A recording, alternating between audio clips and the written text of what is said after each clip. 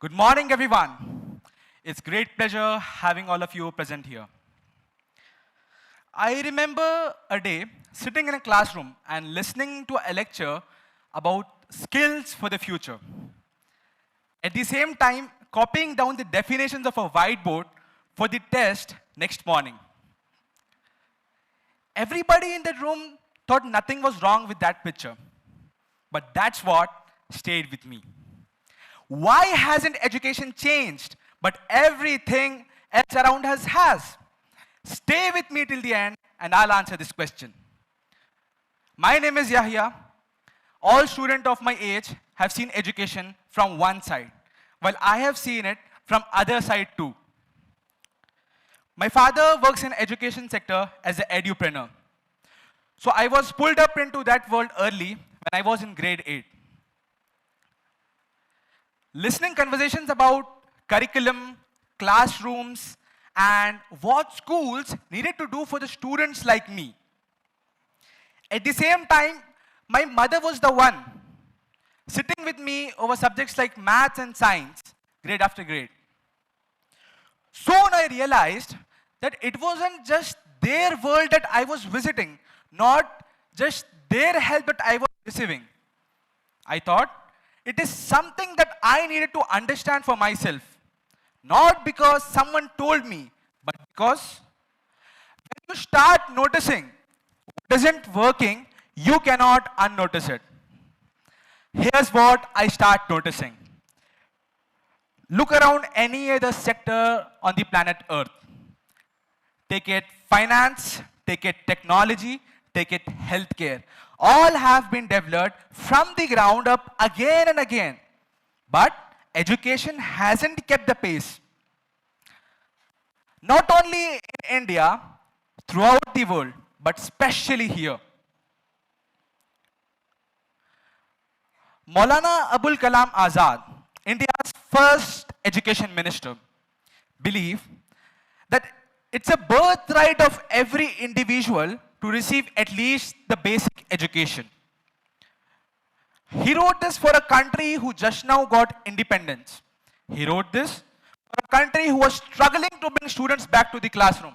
He wrote this for a country where students were not in the classrooms. But times have changed, and now we are into 21st century. I just want to modify it. It is not just the basic birthright of every individual to receive at least the basic education. It is the birthright of every individual to receive the good education. Here's another Kalam that comes into the picture. Dr. APJ Abdul Kalam. His words matter here more. He believed something different. He believed that skill-based learning should be introduced from grade 8. Not just facts to memorize, not just questions to by heart, but ability to think, ability to question should generate among the students. Ask almost any student studying in the system. They'll tell there's a skill period once a week. There's a project once a term. And there's an event once a year that highlights the school's social media page. Many of you might tell, no, you're absolutely wrong. But I'm not blaming any school. Every school is good at their position. The issue is with the system.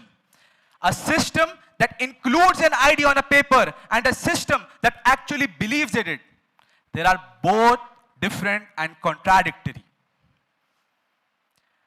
Education hasn't changed because nobody takes the action. We think that someone's dream become policy, someone's dream become education minister's decision, but that isn't how education will be changed. Now, I'll tell you a fact. India have the largest, youngest population of youth among the world. But yet, ask yourself, when was the last time you heard about a global breakthrough in what India teaches, not what India produces? We have those old 1500 years old techniques, all old techniques. Nothing is modernized, just clothes have changed, rooms have changed. No technique has been changed. No skill education has been changed. There's a system that includes skill-based education as formality, not as a core theme. And there's a difference between a system that includes skill-based education as formality and a system that actually believes on it. And now I want to answer the question, why hasn't education changed while everything around us has? Before that, I just want everyone to imagine those classrooms. Everyone has studied in those classrooms. Everyone have those skill periods. And everyone have copied down the definitions of a whiteboard. Everyone have by-hearted the question and answers. Everyone have written the examinations. But did you take a step to revolutionize education system? And if the answer is no, let me tell you, silence has never been a solution for any question on the planet Earth. Silence have never been a question. Silence have never been an answer for any question on the planet Earth. So if you haven't taken any step, then please don't discourage the person who is taking the initiative. Education can only be changed. Education sector can only be changed when one person starts to take initiative, not just wait for a dream to become someone else's rule, not just wait for a dream to someone else's policy, not just dream to become decision of board of education members. That cannot be a solution for changing education. Education only be changed when someone takes initiative. Education can only be changed when someone's encourage anyone. And every one of us know that we don't encourage the one who is trying to take an initiative. We don't encourage the one who is trying to change education system. A good education is the one that prepares you actually for the world you are about to walk into. A good education is not the one that helps you score the marks in matriculation exam of 10th or 12th.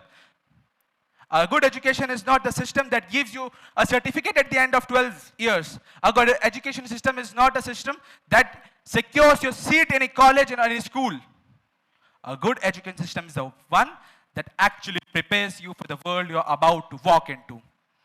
So next time, when you see anyone telling or doing anything about education, please encourage them, please support them.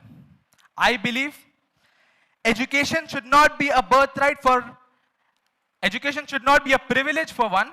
It should be a birthright, and that education should be a birthright that gives you an exposure to the world you are about to walk into. Thank you, everyone. It was a great time having all of you.